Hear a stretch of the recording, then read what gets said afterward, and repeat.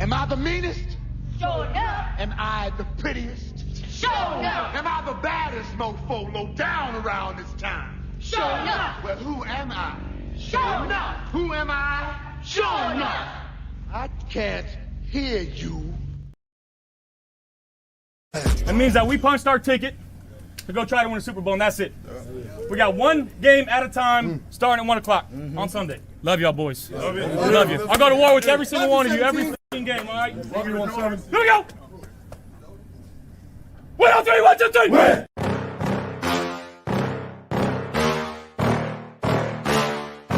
Yeah. Please tell me that I can't, that I won't, that I fail, that I'll never make it out, yeah.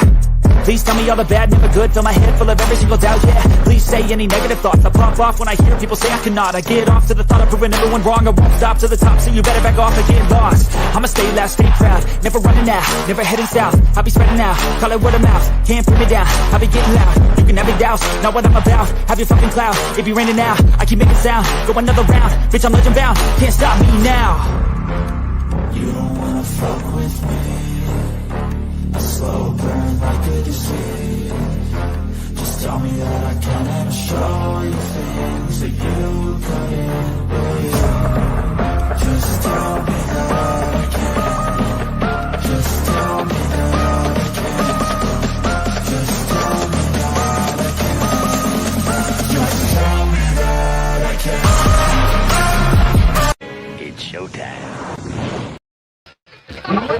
Welcome to the first official Reese T Bills Mafia Tailgate pregame show, and we got somebody who's on set, baby, on site. King Aramis at Buffalo at Highmark. Ralph the Rich, you know. What up, man? How is it? Show us the crowd over there.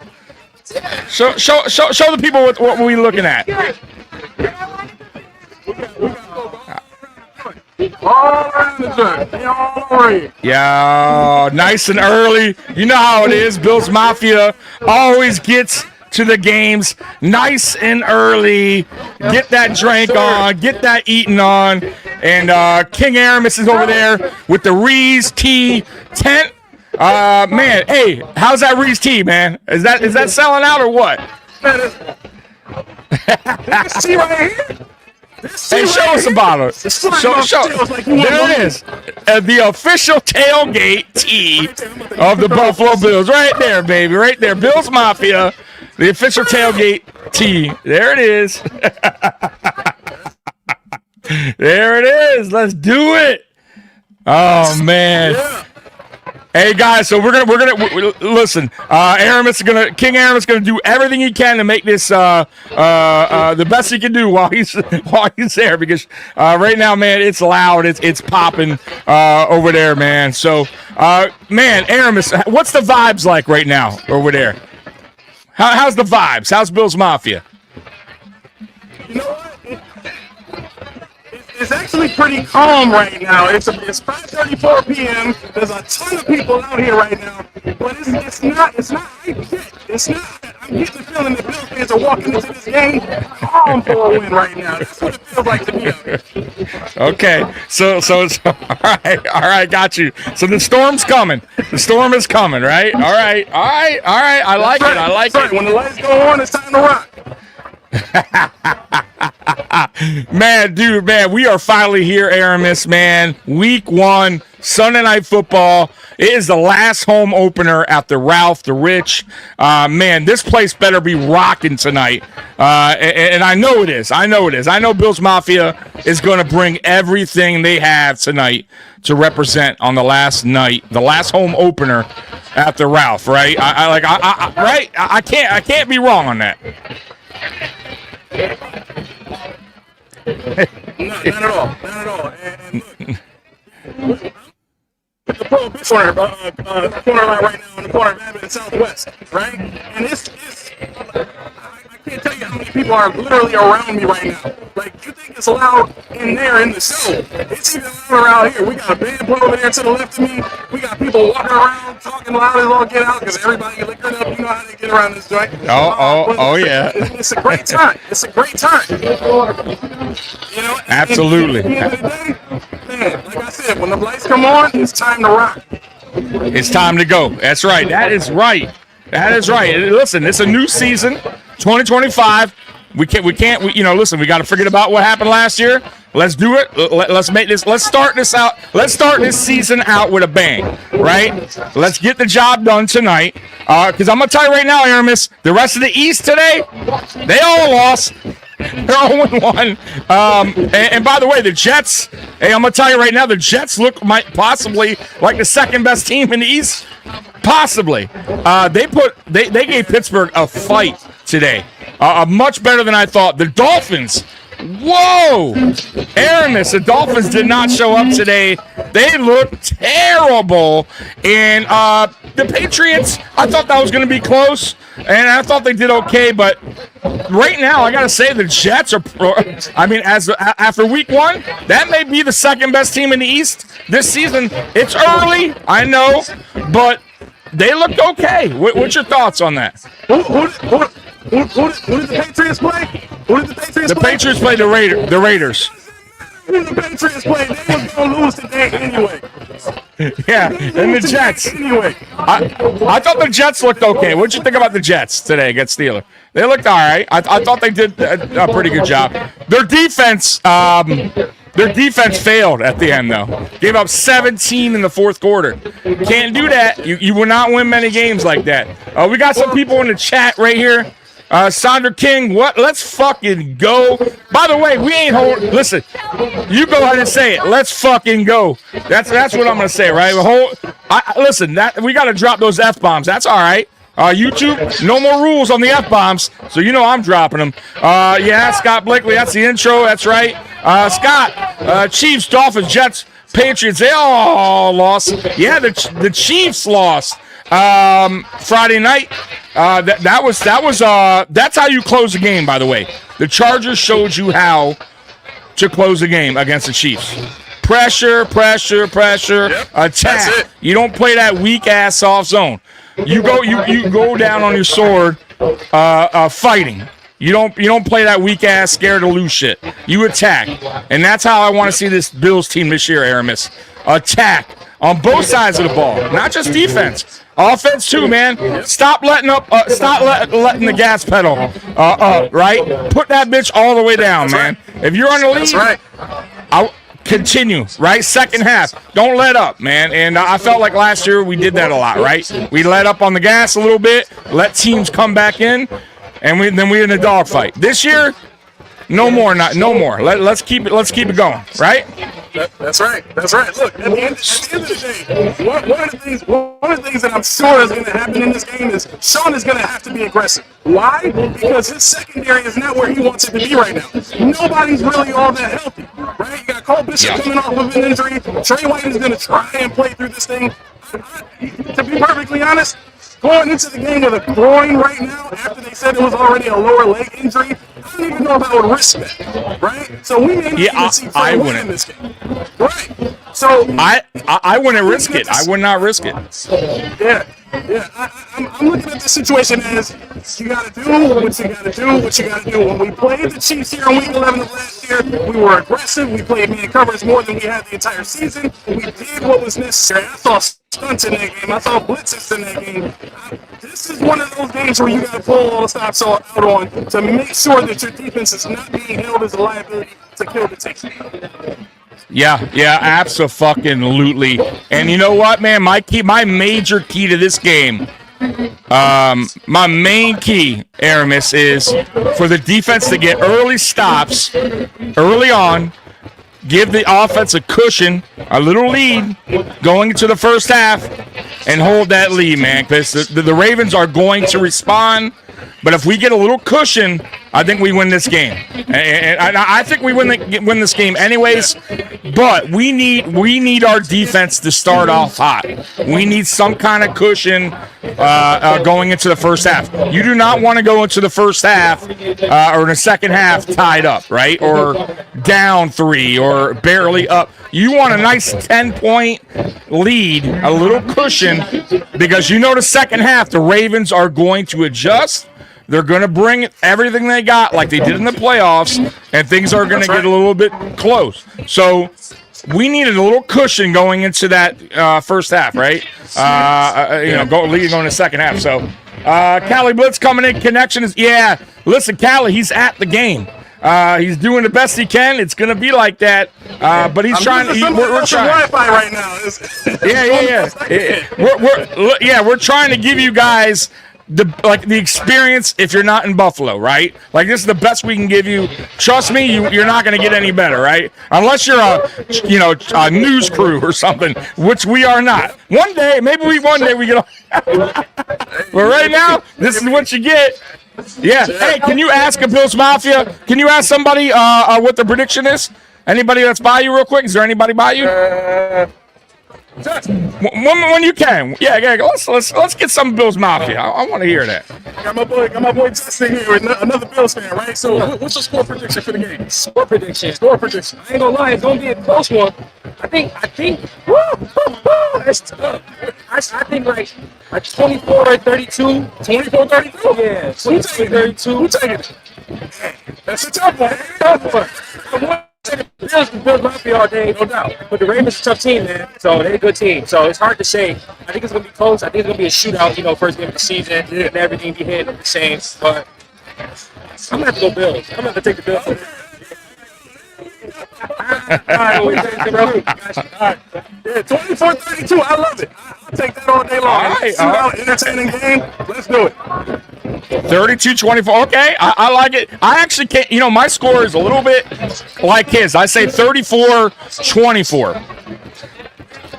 34-24, but I could also see it 34-27. Something like that. It's going to be around that range. I think the Buffalo Bills get over 30, and I think Baltimore is a little bit in between that 22 to 27 range. So I'll say 30. I'll say 34-24. What do you think? What's your prediction tonight? What do you got? My particular prediction, I think this is actually going to be. I think this is going to be a pretty low-scoring game. I got the Bills winning this one 17-13. To be perfect. Wow. That's okay. That sounds like a defensive battle. Wow. What both of these quarterbacks playing right now. You hear me? What'd you say? 7? Anyway it comes. I'm gonna tell you right now. If we win 17-13, I'm gonna tell you right now, Aramis. Then that changes my whole feeling about my defense, about this defense. If we give up only 13 points, I'm gonna tell you right now that our defense is gonna be electric this year. I don't see it. I see this as the opposite. There ain't no way in hell we are holding Baltimore to 13 points. Now I could be wrong, but I'm gonna tell you right now, if they do, that's a great fucking way to. I'll tell you what, that makes me feel a hell of a lot better about this defense going into this season. 13 points against Baltimore. I hope you're right. I'll be honest with you. I won't even be mad about it. Yeah, well, you gotta keep in mind, it's week one, and we saw the Jets put up 32 points. So if the Jets can do it in week one against a Steelers defense that should be pretty good with the players they have, to me that screams teams are still getting used to it. And this is the other part. Josh Allen played sparingly. Actually, he didn't play in preseason at all, did he? No, 0 reps. So 0 reps in the preseason. He's going to come in against the Ravens were, I think, a top 10 defense last year. So towards the end of the season, they weren't. Till the end of the second half. Yeah. Right. So he's going against those guys who are coming in here hungry and ready. The Bills are going to try to prove a point because they know the Ravens are coming in here hot and hungry. I really think this is going to be a slug out. I don't think it's going to be a lot of scoring, but it's going to be a slug out on the field. See, I believe a slug out, but I also believe high scoring. Maybe not in the 40s, but I do believe even if it's not 30s, it's going to be something like 27-23 Buffalo, right? But I'll stick with what I said, 34-24. But I'm going to tell you right now, like I said, if the Bills can hold them under 20, that's a great way to start the season for the defense. I got to give them. Who was that said 15-26 Ravens? They got to get out the chat right now. Mr. Fulton. He's the most interesting man in the chat. He's a good guy. I like it, Mr. Fulton. Ain't nothing wrong with that. I'm messing with him. I get it. Allen only had 3 pass attempts last year in preseason. What's the difference? The difference is, I mean, probably none. Listen, here's my deal. If he's ready to go, he's ready to go, right? But I'm a firm believer in you do got to get out there at least a series or 2 in preseason to kind of get that rust off a little bit too. Also get to know the new players and to see other faces coming at you on defense, right? Even Allen has said before he kind of likes playing preseason to kind of get that out of the way so he's ready to go in regular season week 1, right? Like football, like actually ready, right? So. But look, I'm going to go with this. If he feels he's ready and the rest of the team feels that they're ready, then we'll see tonight. I mean, we will find out tonight, right? So tonight is the night.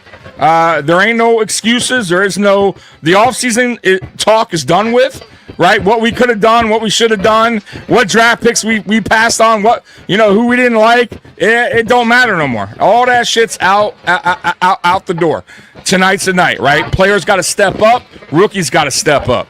That's how I see it tonight, right? There's a lot of guys tonight that are going to show their worth tonight, right? Especially the new guys, especially the rookies. You're talking about Josh Palmer, right? A new addition. Let's not let this turn into a Curtis Samuel situation. Let's see some production from free agents that we sign, especially guys that are on 3-year contracts, right?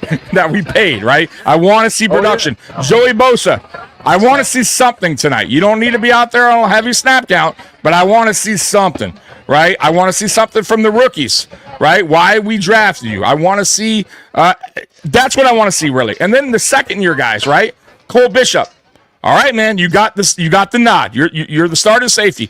Let's show why the Buffalo Bills decided to draft you, right? No. Some Ravens fans walking by me right now. Oh, Ravens fans! Oh no! Hey, y'all can still buy some Reese Sweet. Hey, they still can buy some Reese Sweet tea though. Y'all welcome to some tea, man. No doubt. No doubt. It's $1 more though. It's $1 more though. Weak ass Finns got their ass whooped. Yeah, they did, Callie, man. Man, Tua looked terrible today. 3 turnovers, 2 interceptions, a fumble. He did not look good today. But hey, look, if like I said, we win today, that's a great way to start this season off, right? And we got a nice schedule, man. So tonight is the tough one. It's the home opener, and we got to do it right. We got to make this we got to do shit right, guys, tonight. So what is your main concerns going into this game? It's always going to be the run game. For as long as this defense is in nickel formation, it's going to be the run game. And I know there's a lot of people out there saying, oh, the Ravens they're not going to have Likely and Abercard. At the end of the day, the Bills don't focus on stopping the run. They focus on stopping the run to the outside, but they'll allow it up the gut because the analytics will tell us that they're less likely to break a long run and score a touchdown on an inside run. So that's why the Bills do that. That's what scares me. This is a team that can run the ball wherever they want with whoever they have on the field. Yes, they are more successful when Rashard and Likely are on the field, but that doesn't mean that they can't have success against us. Now, what I am thinking is probably going to be part of the solution to this is Matt Milano being back on the field during the regular season because he's been one of our better run defenders, and he was not there last year when we played them in Baltimore. So I think that'll kind of be one of the things that helps to mitigate that, that weak run game, so to speak, in the nickel formation. I got you. Callie coming in, St. Henry going to run through us like Taco Bell after drinking Hennessy the night before. Look, here's the deal, man. When you're going against one of the best, if not the best running back in the NFL, he's going to get his, right? He's going to get his. It's about, though, not letting him get off on the big runs, right? Don't let an 80-yard gasher in the beginning of the game. Because if that happens, watch the fuck out. That's exactly what happened last year, and it was downhill from there. You got to at least try to somewhat contain him. Somewhat. You're not going to totally contain him, but don't give up the big runs. That's it. He's going to get his. At the end of the game, I'm telling you guys, he's going to be around 80, 100 yards, and I'm okay with that. But don't let one of those being 80 yards to the house, right? Because it's going to start the whole process, right? So don't give up the big plays tonight against Henry. That's all. Do your best and tackle. No missed tackles tonight, please. That's third been a and tough spot longs, for the Bills, too. get them off the field. Been a very tough spot. And third and longs. Third and longs, you got to get them off the field. Got to do better on third and longs. That's been one of our weak points of our defense over the last 2 or 3 years is third and long. So got to get them off field. Guys, by the way, this pregame show, Aramis is only doing this one time. So I know some of you guys are like, oh, it's choppy, but the next one we do, Aramis is going to be in his studio or at home chilling. Yeah. But we're trying to give you guys an experience. This is it. So you guys got to remember, this is the final home opener at the Ralph. So we try to provide you something cool just to kind of see how it is. And listen, it's not so about the connectivity. It's loud as fuck. If you haven't gone to a tailgate, you got to remember, there's music in the background. There's fucking a million people talking. We're trying our best, man. We're trying our best to entertain you guys. It is what it is. We apologize, but this is as best as we can do. But man, dude. So what would you like to see tonight from our offense? You know what? I want to see a strong run game. I need to see a strong run game from this team, something that can keep the Ravens' offense off the field. The Ravens, right now, as it stands, are not great against the run. So that's one of the things that I think we can take advantage of, and I need to see the Bills kind of focus on that. As much as I love the air raid game that we used to have, this is going to be one of the ways that we beat teams like the Ravens. Is keeping those good quarterbacks off the field, running that clock out, playing good defense, and just playing complimentary football. I really hate saying all that, but to beat a team like the Ravens here at home in week 1 where nobody's got any tape on anybody, you got to take it back to the fundamentals. You got to run the ball. Did you say complimentary football? I'm in Bills land, so I got to talk like that. What are you, Sean McDermott over here? Aramis McDermott? What's going on? Fundamentals and complimentary football? What are you going to tell me next? We got to look at the film? If I was that... Okay, let me say some of the stuff I usually say on the show. I'm going to get a beer can thrown in my face. Right as I'm saying it, too. Hey, Dwight says no complaint. Yeah. Hey, Dwight says no complaint. They're loving the pregame show, man. Hey, appreciate it, Dwight. Appreciate it, Sandra, as well, saying she's loving it. Hey, if you get another Bills Mafia, I want to know another score prediction, man. And then we're gonna get some sweet players of the game too. I want to do that later. So pull somebody aside for me when you get a chance. I want some score predictions here.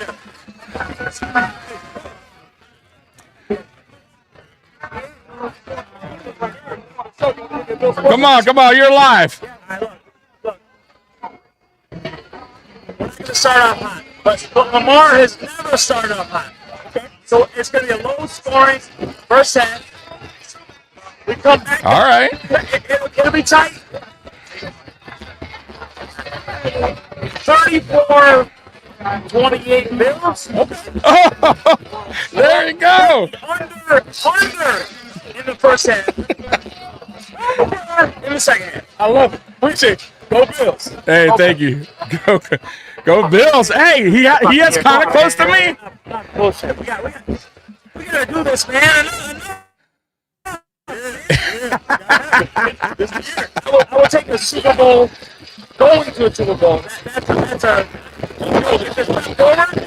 It's not okay, but it's a step forward. Anything less than that, I'm fucking. I'm gonna go fuck up during myself.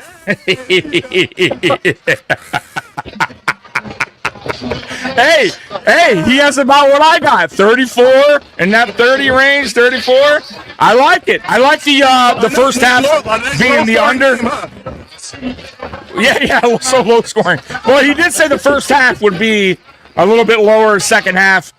And that makes sense. I'll be honest with you. I could see that too. I could see the first half being a first game not jitters, but feeling out like a back and forth struggle on offenses maybe. And second half they pick it up. Maybe. But I'm still sticking with my score prediction. I think we're going to have a little cushion in the first half, and then I think Baltimore will start doing their thing in a second, but we'll pull away. Anybody else about you, man? Show around. Pan around. Can you pan around? Yeah. All right, so I got these folks right over right here. We got a bunch of folks over here. All right. Oh, I messed them up. I shouldn't have told them I go.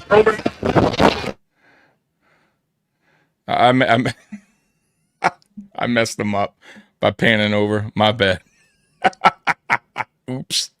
That's my fault. I was trying to give you guys the experience here of over there at Highmark or the Ralph. Aramis, please share your opinions on Group Bean and McDermott. I think Aramis froze up. He'll be back. Yeah, hey, I'll ask Aramis if he's going to go through a table, man. I don't think so. I doubt it. Let me see if Aramis can pop back on. I think that's my fault. I think I messed up his connection. Let me let him know that you froze. Pop. There we go. He's going to come back on. He'll come back on. So, guys, man, tell me, what's your guys' score prediction tonight for this game, man? Must got that Cricket Mobile. No, so what he's doing, Callie, he's using somebody's Wi-Fi there because, like, I have T-Mobile. In some areas, for some reason, I don't pick up good signal. I have terrible bars, so I have the hotspot. So I think he's hotspotting tonight, or over there. Hey, that's my fault. I told you to do some crazy stuff. Hey, Nobody cares. Hey, you see that comment? Spin saying you got to go through a table if you really want to entertain us. No, I can't right now. I thought you were thinking about it at first. You were kind of thinking about it. Hold on, y'all can't see this, but I got a Reese T-shirt on. Oh, you don't want to mess that up. Don't want to mess the Reese T-shirt up. I'm representing the company right now. Yeah. I'm representing the Ariel, company right now. So I hear you. Don't want to get there. I get you. Says Ariel says, here's what I say. If we win Super Bowl bound, baby. If we lose, week 1 is a lie. So, yeah, man. Look, man. Tonight is going to be epic at that stadium. I think it's going to be probably one of the loudest you've heard rocking in that stadium. I think Bills Mafia knows the deal. It's a big time game. It's a last game, last home opener. And you think that plays a part, Bills Mafia, as far as being loud, super loud tonight? You think that kind of plays a part in the game? Yeah, look, one of the things that the Bills fans can do and usually do is they get up for moments, right? Bills fans are all about moments. We have to be. Look at the history that we dealt with, right? So this today, right here, tonight, is going to be a moment. And I think when those moments come about, Bills fans are at their loudest. Forget what the Seahawks say. Forget what anybody else say. The Bills can be the loudest fans anytime they please. All right, now are you actually going in the game, or you're going back home to watch a game or bar? I need to watch this joint on the couch so I can fall asleep at the end of it. Damn Skippy, bro. Damn Skippy. And you know that shit has to be sold out. Those tickets got to be pricey for that game. Parking alone, like, so around the stadium, there's a bunch of people and businesses that they just kind of open their lots for people to park in.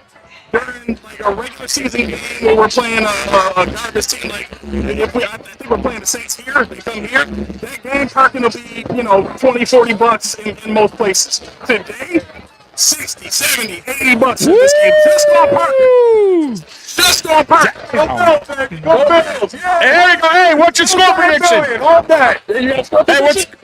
Come on now. 35-31 Buffalo. Hey, 35-31 Buffalo. Look at that high scoring. Aramis is talking about low scoring. He ain't giving our offense no love. Right now. They love me. I told you. Hey man, look, it's Everybody Eats 2.0, man. That's coming to a store near you. Hey, I want to get the Everybody Eats 2.0 shirts going. All right, let's do it. Everybody Eats 2.0. All right. Hey, I'll tell you what though. Honestly, man, that it could work. It could work very well with this new group if Joe Brady understands his players' strengths, right? That's my key thing with him. Understand who you got out there on the field and use your strengths to your advantage. Then the everybody eats 2.0 can be very dangerous. It can be because I think all of our receivers have something good, like a different part of their game, right, that they do very well.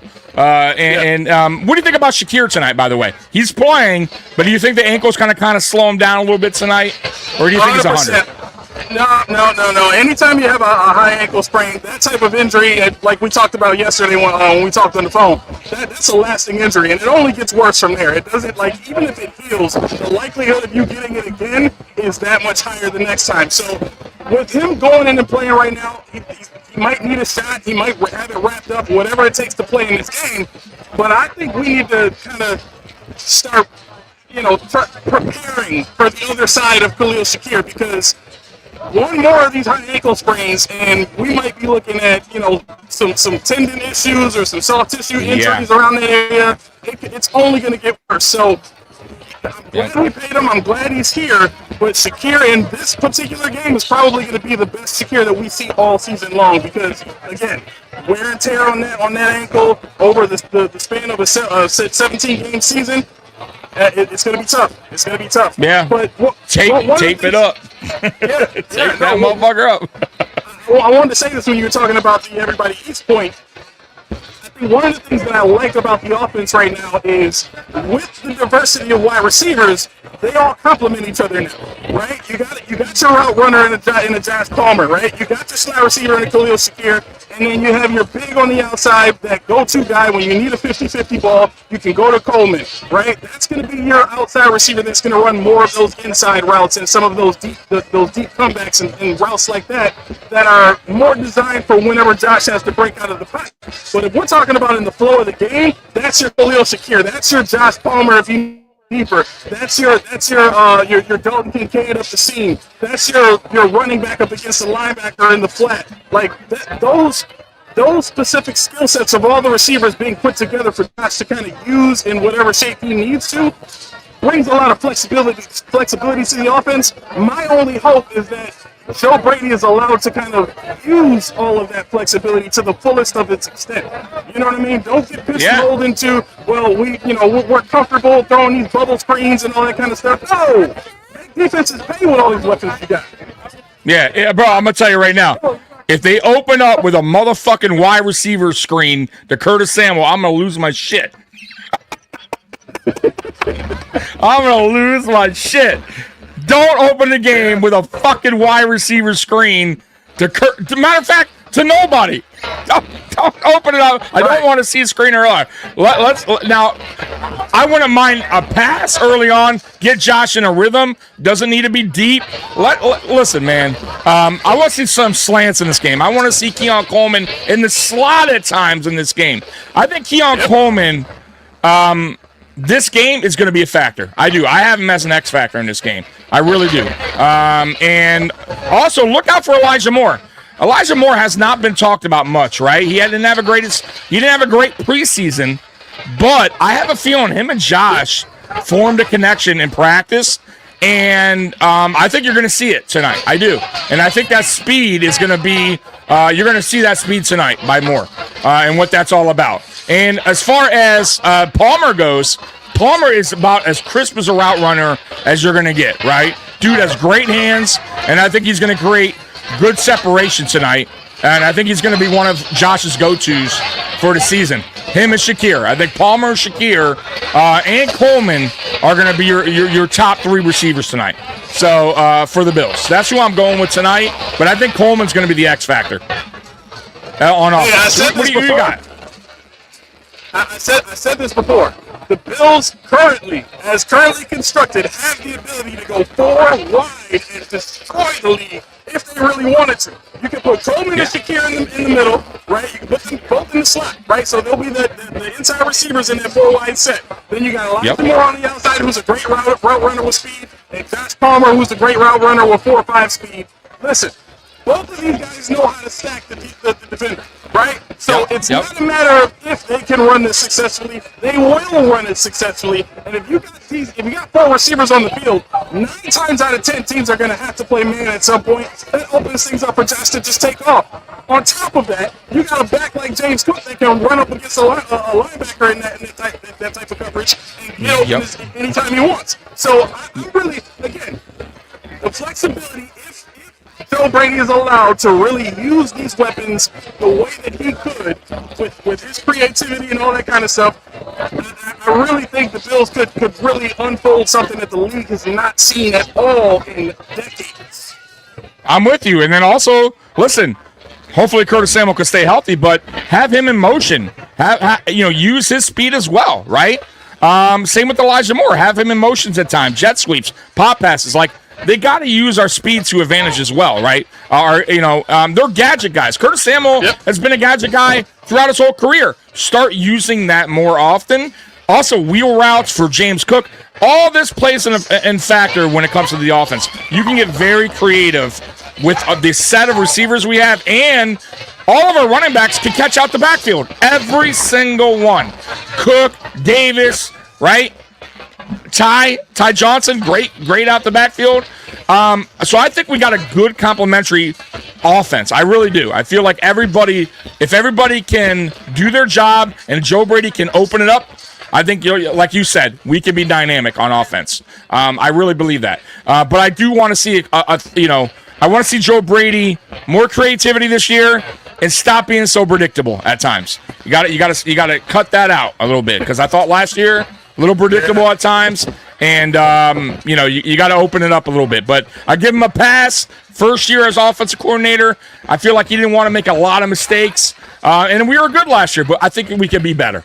Right? You could always be better, guys. You know what I mean? I hate when people say, "Oh, we were top 5 offense." How about we can be the top offense? Why settle for that? The top 5? How about a top 3? How about a top 2? How about the best? Right? That's what I want. Right? You should always want to be the best. Right? So there's always room for improvement, and I feel like this team has that ability to improve. Of course they do. Right? They have the players, I feel, in that room that could provide more than they did last year on offense. Now, defense, that's the shaky part. I think that's what everybody is concerned about, right? The defense. The defense is very concerning. Can this line, under Nielsen, who is regarded as one of the better D-line assistant coaches, right? Can he get these guys going? What do you think, Aramis? Can he get these guys going? You know what? Me and Keys talked about this at nauseum over the last, I would say, month and a half, right? If the Bills' defensive line is allowed to attack with stunts and all different types of things that they can do to kind of move their defensive line players around and move some of those good pass rushers around and get better matchups against weaker offensive linemen or catch guys in bad leverage positions, this defensive line could be the best in the NFL. I'm talking about a guy like Greg Rousseau with his athleticism being able to kind of jump from that left end position and go over to where the one tech usually is and get a rush up the gut, or run a guy like Ed Oliver out to right end and let him power rush like Chris Jones does. Listen, this is not new stuff that I'm talking about. The Chiefs were just doing this last night, putting Chris Jones at right end and having him bull rush that left tackle. So these are things that we need to see our defensive line do to gain an advantage. It can't just be about my manhood versus your manhood. We're going to go straight up every single mano a mano. If they do that, they're going to lose. Yeah. Right. I agree. 100%. And, bro, we talk about creativity on offense, creativity on defense as well.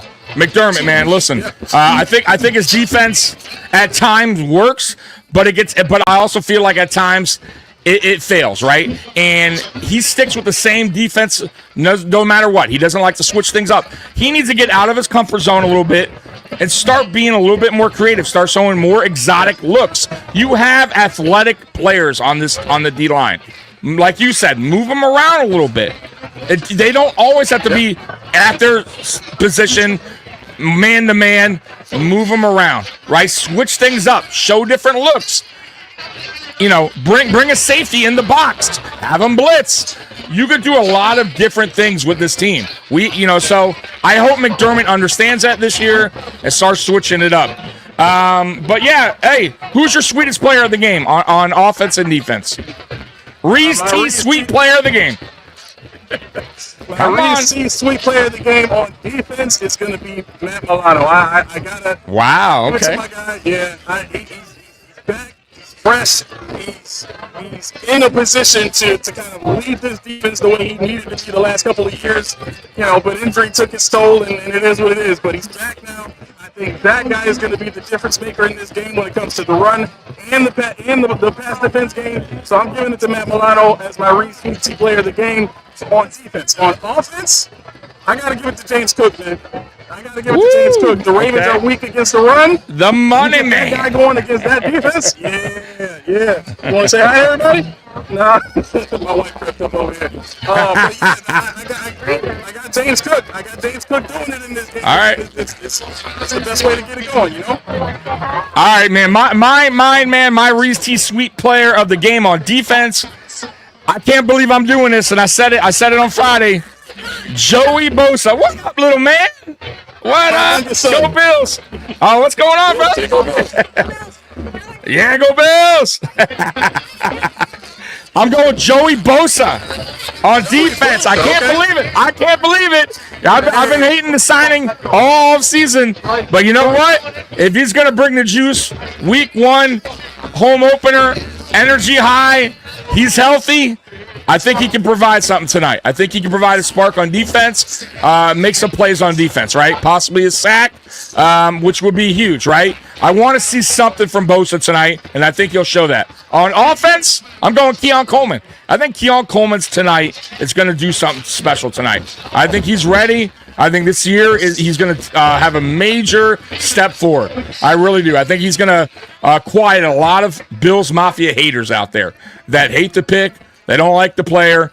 I think this year Keon Coleman takes a major step in production. And I think by year 3, by the way, Keon Coleman is going to be his best at year 3. But this year, I think he takes a major step forward. And I think you're going to see why we drafted Keon Coleman with our first pick a year ago. So that's who I got tonight, Keon Coleman and Joey Bosa. Those are my Reese Sweet Tea players of the game, or at least guys that I'm looking for, my X Factors. And that's it, man. Look, man, hey, I think we're going to cut it, man, because I know you want to have fun. You got to break down your stuff. Anybody else behind you want to give us one last score prediction? One more person. Come on, somebody. One more. Pull somebody over. Who's that 17 guy right there? Who's that guy? 27-20 Bills. 27-20 Bills. We got anybody else? 27-0. 27. Let's go. Damn, 0, put a 0. 30-0. 30-0. That's what I'm talking about. That's what I'm talking about. Hey, Aramis, have a great time there. Hit me up when you're done. I appreciate you. Bills Mafia, you guys are the best. Go Bills. Later, Aramis. The king. Peace. All right, that was the king. That was the king doing his thing, man. And we're gonna wrap this up soon, man. I just wanted to talk to you guys, bring up some stuff, because I don't know if he can hear me or not. Let me see. Oh no, he just bounced. So let me pop this thing on the screen real quick. And I know some of you guys are like, damn, that shit was loud in the background and all that. So I kind of wanted to talk to you guys a little bit where it wasn't as loud in the background, but I wanted to give you guys an experience that that a lot of you guys obviously can't see or can't go to because you're not in Buffalo, right? Or you can't go to the game or whatever the reason may be. That's why we did this today for you guys. So I hope you guys enjoyed that part, man. I know it was loud in the background and all that good stuff, but like I said, we try to bring something different here to the channel, man. And I thought that was a pretty cool idea for us to do that tonight. Having somebody on set or on site in Buffalo at the game at Highmark, Ralph, the Rich, you know how it is. Sophia, also the rest of the AFC East has taken the pressure off winning today. It absolutely has. No problem, Sandra. And I'm still here for a little bit. Give me 1 minute, guys. Give me 1 second.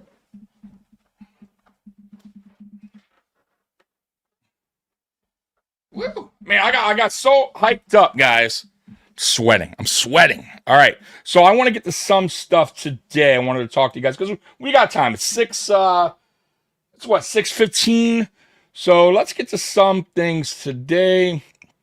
Some articles on some stuff, the Bills today. Let me give me 1 minute, guys. Okay.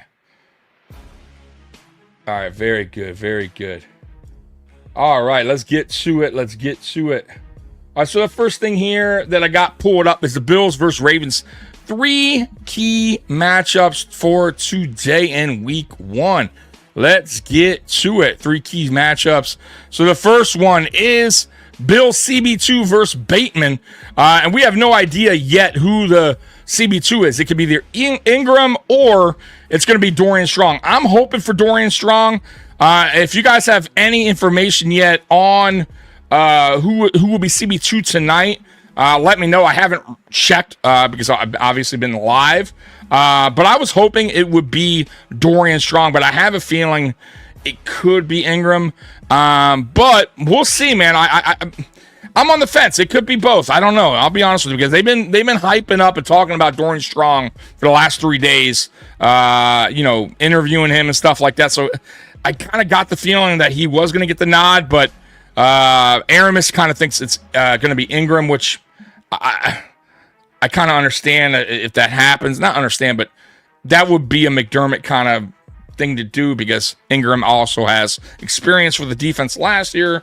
He also played a game as well, so we'll see. What's in my drink? Hey, Callie, I got the Corona up tonight, man. Corona Premier. You know I got to drink some beer on game days, man. That's really that's only the time. That's really the only time I drink is game day, and I don't even drink that heavy, but I'll probably drink about, I don't know, four of these things tonight. But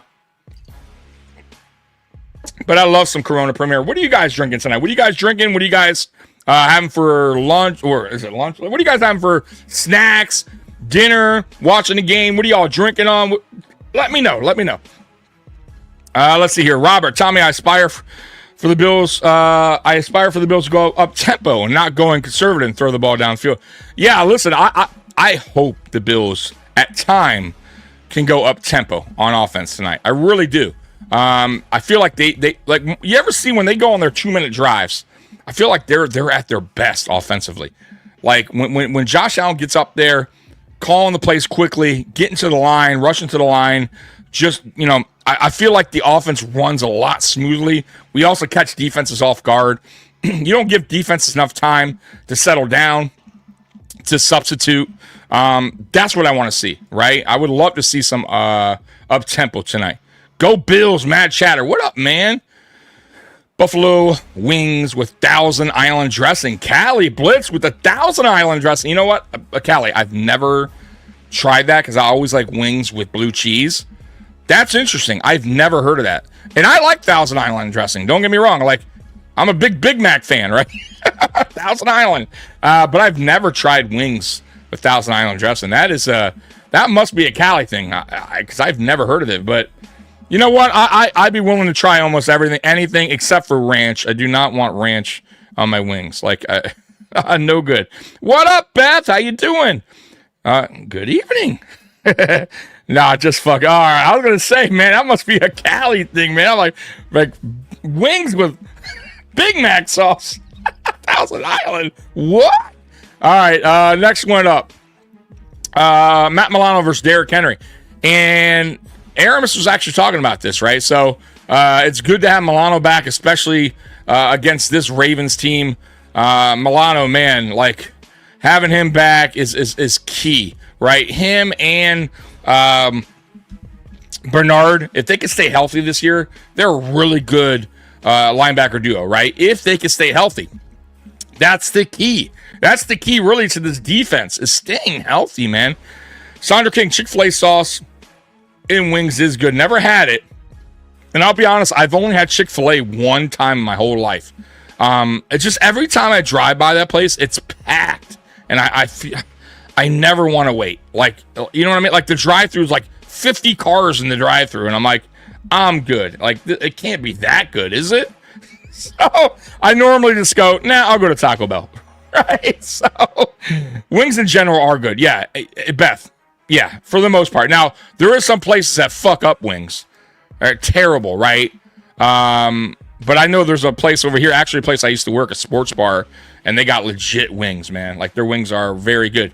But yeah, but I've also been to some places the wings are terrible, like Buffalo Wild Wings. They're terrible. I never was a Hooters wings fan. Way too much breading on the Hooters.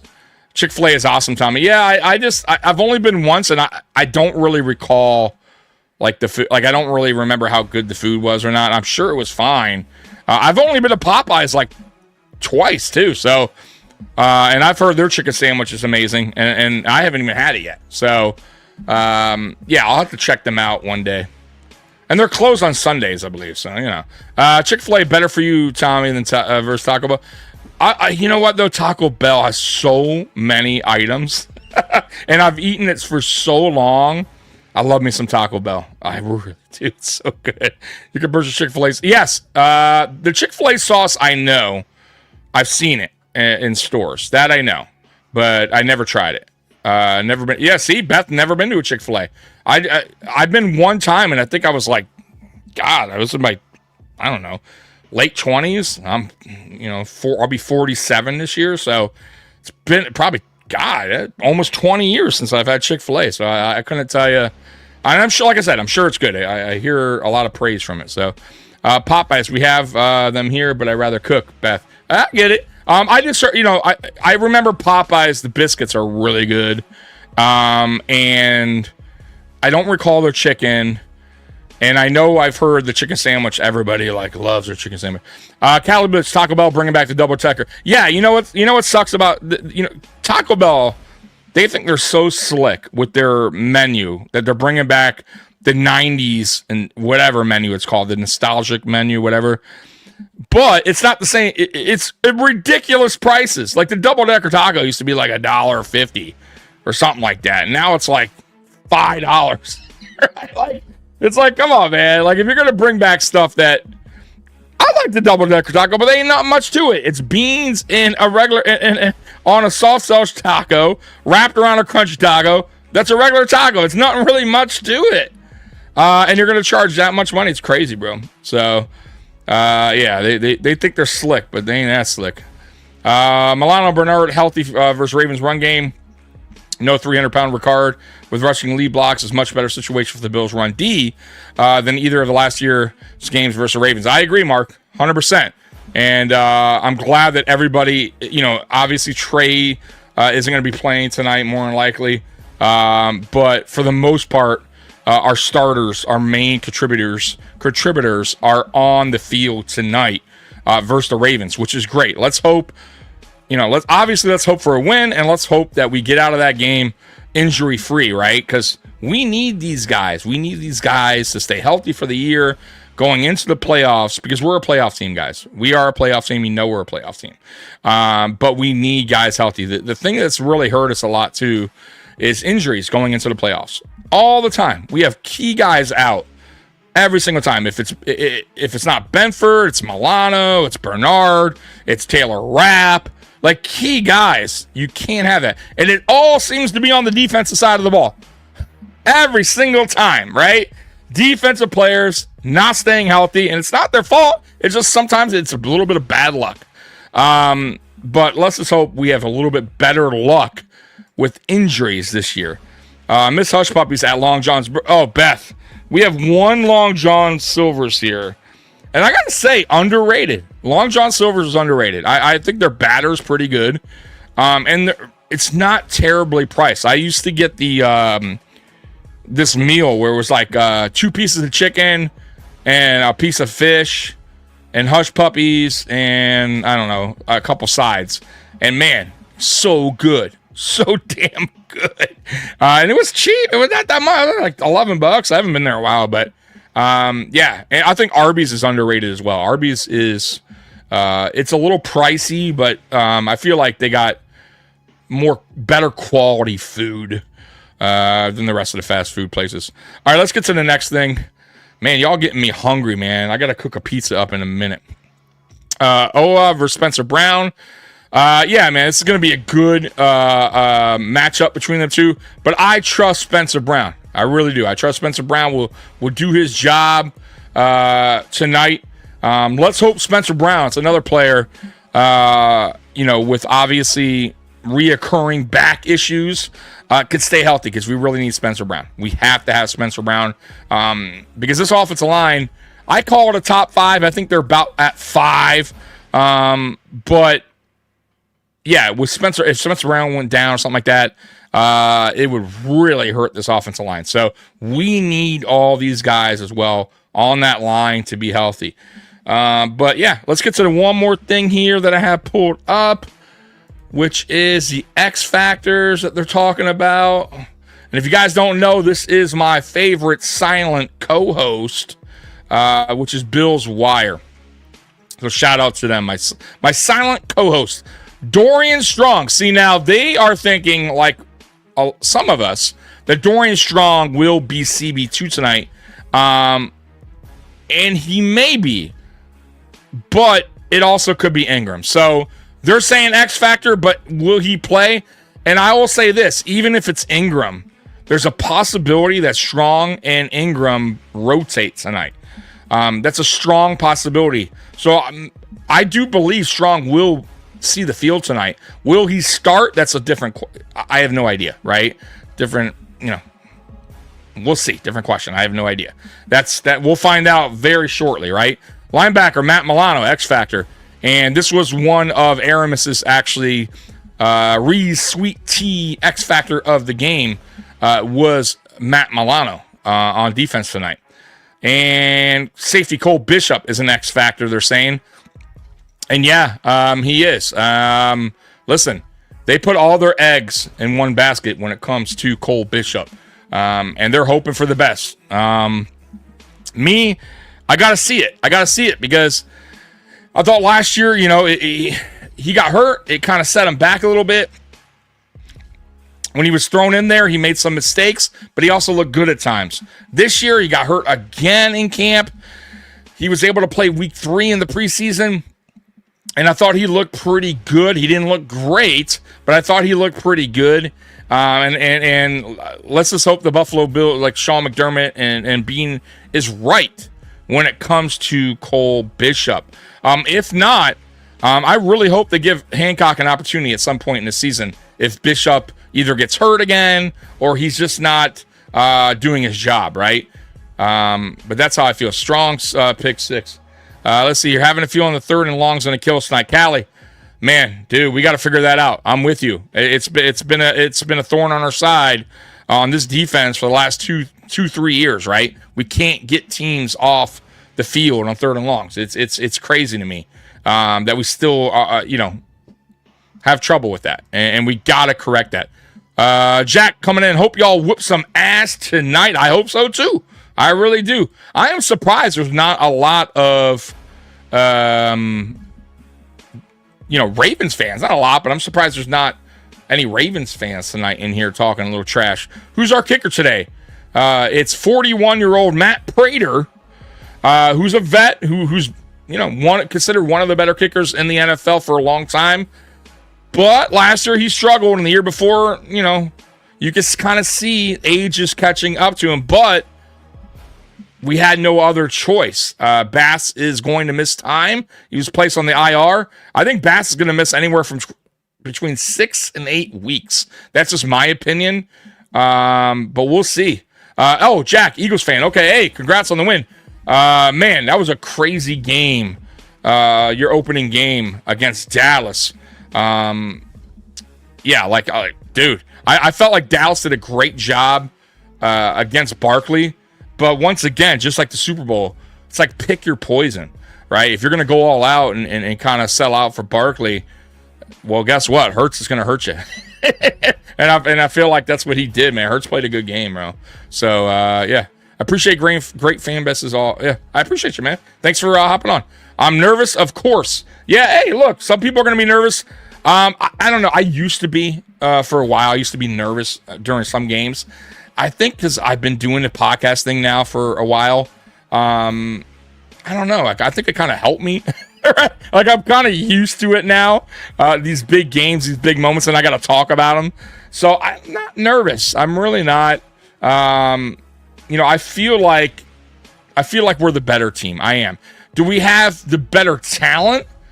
No, I don't. I think talent-wise, they probably have more talented players on their team on paper, but that doesn't always transition to a win, right? Like, so you guys saw that last year, right? So they beat us in the regular season, but then we wound up beating them in the playoffs, and that's the second year or the second time we've beaten the Baltimore Ravens in the playoffs, right? So it's not always about what you see on paper. It's about execution, right? And that's how it works, man. Sometimes in the NFL, right? So that's how I see it. But I do think we beat them tonight. There's a lot of things going for us tonight. One, being at home. Two, the crowd's going to be just lit, right? And the home factor, the crowd factor, Josh Allen factor, all plays into it. We're kind of a veteran team. We're going younger, but we're still a lot of these guys have been together for a while now. So we have a lot going for us, man. I do think we win this game. Yeah, so far the Jets look like... Yes, Scott. I thought the Jets...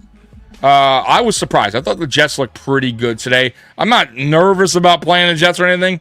I thought their defense really failed them today in the fourth quarter, giving up 17 points. They had a lead. They had a nice lead. 17 points there is unacceptable. You can't give up 17 points and expect to win in this league in a quarter. You can't do it. And that's that's ultimately what happened. That's how they lost. So, but on offense, look, I thought they had a good game plan. I thought they used Fields correctly. And they were in that game the whole time until their defense kind of collapsed on them. But yeah, seeing the Patriots today, seeing the Dolphins play today, the Dolphins are a train wreck. They're a mess. They're a hot mess. Curtis was excited about the defense of the Dolphins. That looked terrible today. They got fucking chopped up, right? I mean, they look terrible on offense and defense. So, yeah, I mean, listen, if I'm a Dolphins fan right now, I want to keep losing. I want our coach fired. I want our GM fired, and end the nightmare. Just end the nightmare. As far as the Patriots go, you kind of know. I knew this game was going to be close, and I had a feeling. I thought maybe they would win because they were at home. Vrabel, I thought it'd be close, but I also said I thought, the Raiders, it could go either way, right? And it was still kind of a close game. I thought it was close for most of the game. But they are a team that's rebuilding. But they're doing it the right way. But right there, this year, they're an 8-win team, 7-8 win team. Lived in Toronto for a while playing hockey, met a lot of cool Buffalo fans. Yeah, man. Our neighbors, right? Canadian. As a matter of fact, I live in Detroit, Jack, so I see Canada right across the pond, man. Let's see. You guys are right there. Sophia, wow, I didn't know that Spin. What does Spin say? Spin said something. Did I miss Spin's comment? Let me see here.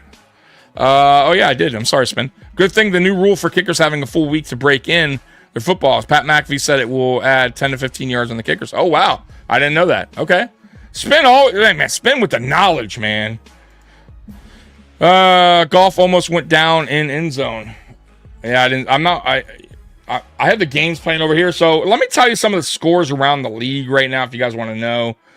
Just kind of give you updated. Callie, by the way, man, appreciate you, man. You're always you, Sophia, Jacob Spears, Spin. You guys are always showing me love. And if I forgot anyone's name else that's in here, Beth, Mark, Sandra King, Sophia, you guys are always here showing love to this channel. So I want to say thank you so much for that. Because it's like I almost expect you guys here every time. like when you're not here, I'm like shocked, right? So you're like part of the family now. So I appreciate you guys always showing love to this channel, man, when you can go anywhere else. I'm sure there's another Bill's channel right now doing a pregame show, right? So thank you so much. I know I said it a lot, but I'll say it again. Jack Scott, yeah, I'm sick of him, man. See, how did you miss my comment? You posted. Well, excuse me. All right, I'm a little hyped up for the game. And by the way, I said I just gave you all this love, and Spin's a little asshole. But I love you. I still love you. But boy, you are just a little asshole at times. You know that?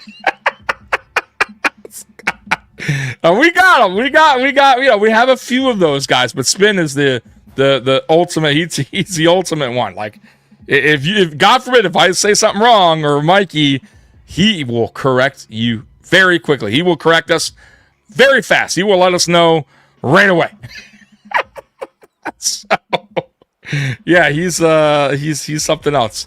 This channel shows love to the Mafia. Always got to show love to the Mafia, man. You guys, without you, we wouldn't be here. I mean, that's a fact, man. That is a fact. So, let's see what else I got. Oh, does anybody have any kind of update on? Let me see if there's any updates here on the injury. Who's going to be out? Who? Nothing. There's no updates yet. Okay, but if you guys come across some updates as far as players that are ruled out, let me know. Or if who's going to be starting at CB2 tonight, let me know. Obviously, going to be between Ingram and Strong.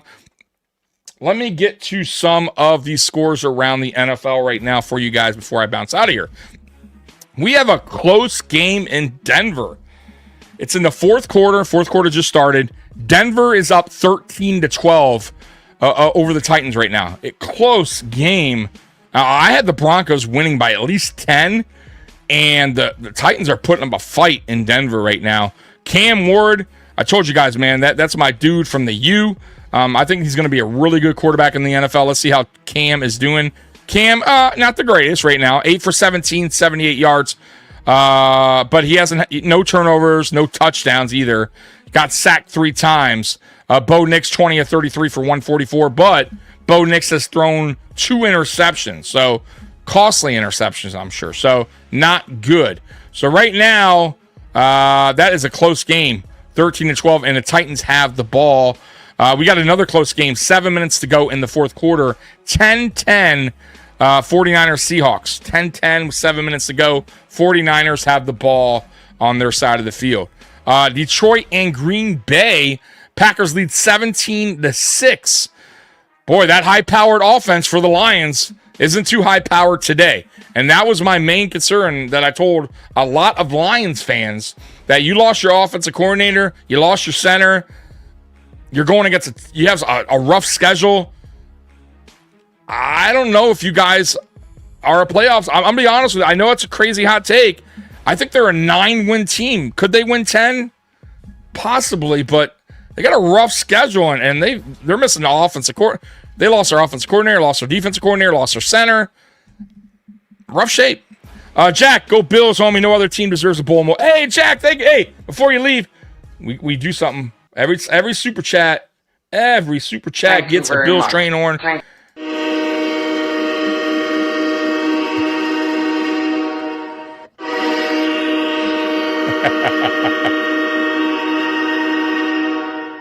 Hey, I appreciate it, man.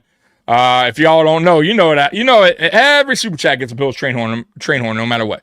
Scott, this is the only channel that pays attention to us chatting and includes us in the conversation. Tommy is the best at that. I try to be. I really do. I think my co-host does a better job than me at that, but that's his thing, man. He does it, but I definitely try my best too to get to everybody's chat for sure. I think Dan Mitchell does a really, really good job too at that. Honestly, like he's taken that motto like and done it really, really well. Because once again, what is the point of a live stream if you don't include the chat?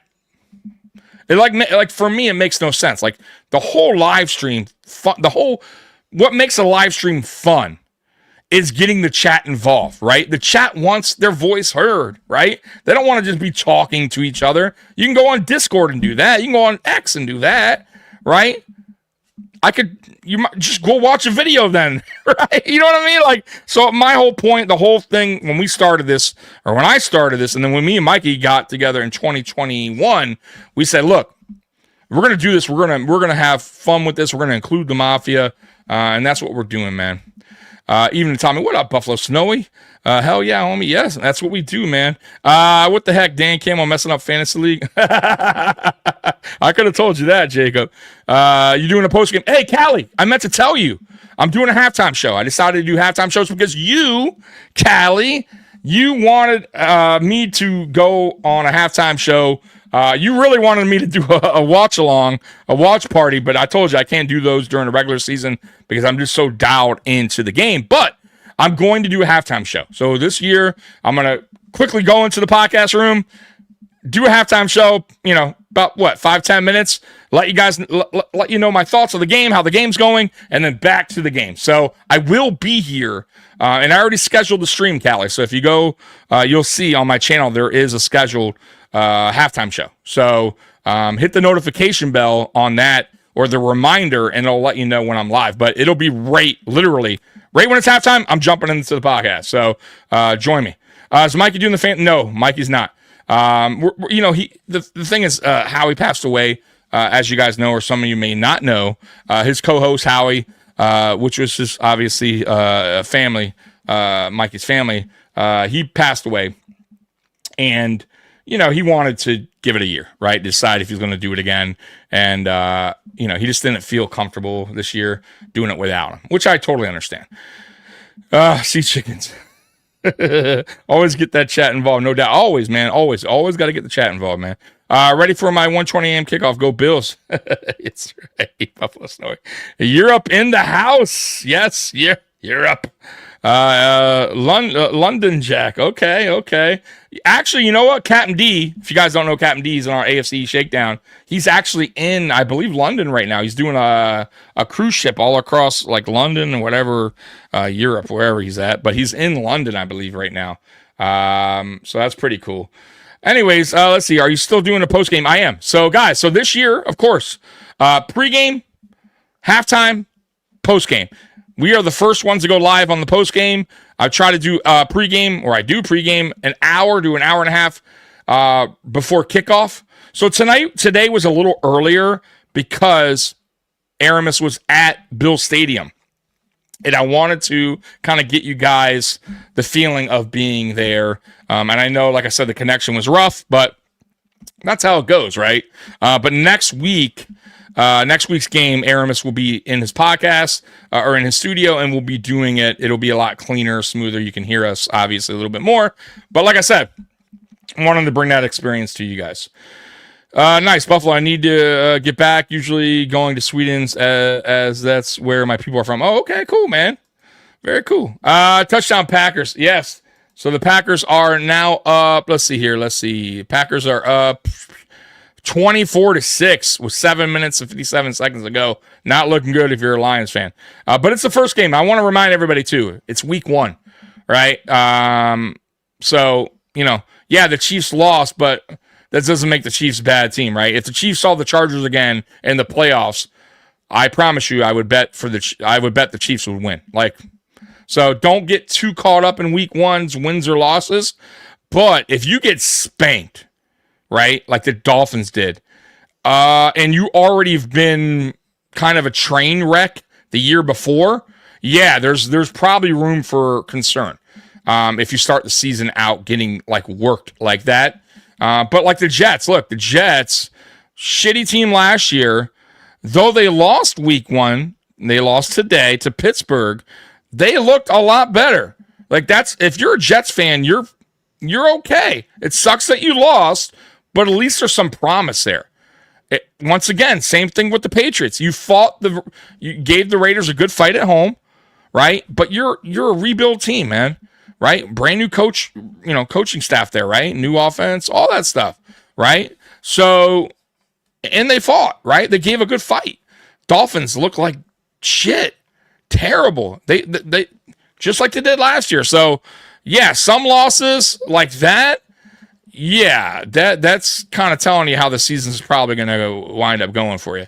But if like I said, if you're in a dogfight, if you're a team that was bad last year and you look a lot better, but you still have a loss, that's okay.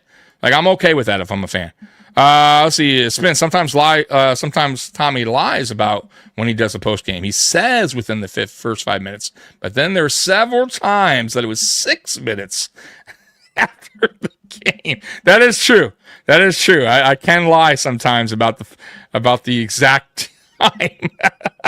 Sean Kula, Jets coming for the East. Yeah, no, they're not coming for the East. But if you're a Jets fan, you feel a lot better about your team moving forward from what you saw today. I thought everything but their defense which was weird because their defense actually played well in the beginning of the game and kind of just shit the bed at the end. But, Justin Fields looked okay. I thought they had a good game plan versus Pittsburgh, who's a good defense. So you kind of got to, I give him credit. I always give credit where credit is due, man. Right? So you got to give him a little bit of love, even in a loss. Saw something that Samuel wasn't wearing cleats and may be inactive. Would it shock you, Sean? Would it shock you? Or he could be doing a Mac Hollins thing. Right? That's like the new thing. Everybody doesn't wear shoes now because of Mac Hollins.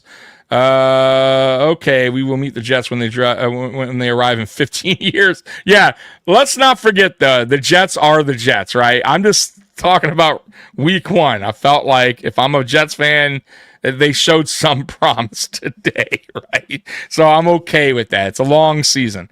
Jack, Mike McDaniel's so dated. If he wants to play for him at this point, plus their fruitcake jerseys. Yeah. Listen, man, they got problems over there, man. The Dolphins have major issues. Tua clearly not the answer at quarterback. He had 3 turnovers, 2 interceptions, one fumble. I think they benched him at the tail end of the game. I think there was like 5 minutes left. They benched him. And it could have just been because the game was way over by then. But he had a shitty day. Of course, Tyreek Hill was on the sideline bitching and complaining, which I understand. I kind of get it. Frustrations. You're out there, you're trying to do everything, and your quarterback's fucking throwing interceptions or fumbling the ball away. It gets a little frustrating. But he's an issue as well there. That whole organization right now, you see players, bitch after when they leave. Not bitch, but tell the truth, right? That it's a fucked up place. Like, things aren't cool in Miami, right? Like, it's ran poorly, and it shows. It shows. Mike McDaniel gets no respect as their coach. They don't give him any respect as a head coach. The way he talks, as far as post game and pre-game and to the media, if that's how he talks to his players, I don't see how this guy continues to be a head coach in the NFL. Like, terrible. His communication is terrible. Let's see. Spin, I just said that they were coming. Didn't say they would reach their destination. Let's see. Buffalo Snowy Dolphins fans saying end of season after one game, Tua was trash. They should be, though. You know what I mean? Like, I just said it. Like, if you were a bad team last year, right, and you come out week 1 and you put up that type of effort, right, you're probably you're continuing where you left off. Not good. And you get spanked like that. They weren't even in the game. They had 0 points at halftime. They were getting worked. And a garbage touchdown at the end. Really, it was a garbage touchdown. So, yeah, like, that's just, it seemed like did they even prepare for this game? It's like crazy. And to be honest with you, the Dolphins have, on paper, better players, better skilled players than the Colts. I mean, even if they lose, they should have somewhat been in that game. And that just tells me everything right there, man. But the owner there is not going to, it seems like for some reason he's in love with Greer. And I don't know, maybe he just doesn't want to get rid of McDaniel. I don't understand it. I would have fired McDaniel after last year. And I thought they were, and they didn't. So, but that's their problem. That's not our problem, right? And I'll be honest with you, for as much as I shit on our coach, on Sean McDermott, my God, like, I guess it could be worse. We could have Mike McDaniel here. So, you know what I'm saying? So, let's see. I love how people doubt it hurts. Praise Tua worked. Yeah, absolutely it did. Absolutely, man. Look, I mean, Hurts is a really good quarterback, dude. I don't know if he is like, elite top 3, but I think he's very smart. He has a good arm. And, he controls that offense, man. He really does a good job controlling that offense, man. He's calm and cool under pressure. Like, he really is, man. So I think what they're doing in Philly, what your team's doing in Philly is really good, man. You built around Hurts. You got a great running back. Your defense is fucking electric. As long as you don't spit on people and keep your top players in the game. Yeah, you guys are probably a Super Bowl bound team again. You have the roster. Let's see, I never got through one post game conference with McDaniel. Oh, dude, right, Scott? Terrible. I have no patience for him to say a sentence. Then it makes no fucking sense anyways. Yeah, he was on Rich Eisen the other day. And I'm like, all right, let me see. Maybe he's different on there. I don't know. Holy shit. Terrible. The same. Like, that had to have been his lowest rated show ever. He gave nothing. He's like an idiot. Oh, my God. Let's see, Senator. Lions are getting belt to ass 24-6. Yeah, this is, listen, the Lions have a good team. They'll bounce back, I'm pretty sure. But they have a rough schedule. I warn Lions fans.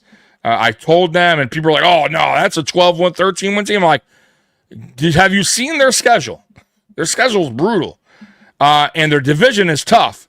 And they got to play 2 games in the division, right? They got to play these teams twice every year, right? Minnesota's gotten better. Chicago's getting better.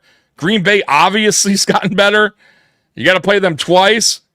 And then the rest of the schedule you got is brutal. Oh, man, dude. No, I have them winning 9 games and missing the playoffs. I really do.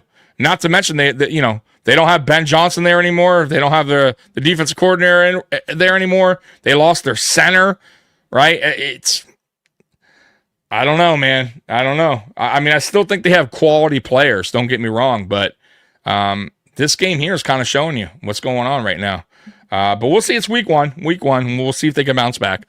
Steve, a lot of Bills fans want McDermott gone for an offensive-minded coach. My answer to them is McDaniel. Not all coordinators are head coaches. It's a very different animal being. Yes, Steve, I agree with that too. Not every coordinator is meant to be a head coach in the NFL. I mean, that's just the reality of it, right? Matter of fact, not every position coach is meant to be a coordinator, right? Like you know, Ken Dorsey's a great example. I think he's a great quarterbacks coach, but he's not a great offensive coordinator, right? It just wasn't for him. That's okay. You go back to doing what you do best, right? The Patriots offensive coordinator, I forget his name, but he tried his go around as being a head coach. Wasn't for him. Right back to being an offensive coordinator. That's what he does best. Sean McDermott, listen, man, for as much as I shit on him, he's a good coach. I never said he was a terrible coach. I just think, like players, when they hit their ceiling, I feel like Sean McDermott has hit his ceiling as a head coach. Because I haven't really seen any kind of improvement or change in his philosophy as a head coach. And that's kind of why he still has his blunders with his timeouts, and other stuff, his challenges and defense, his scheme hasn't changed since he's gotten here, right? The way he coaches at times, right? He coaches not to lose instead of coaching to win.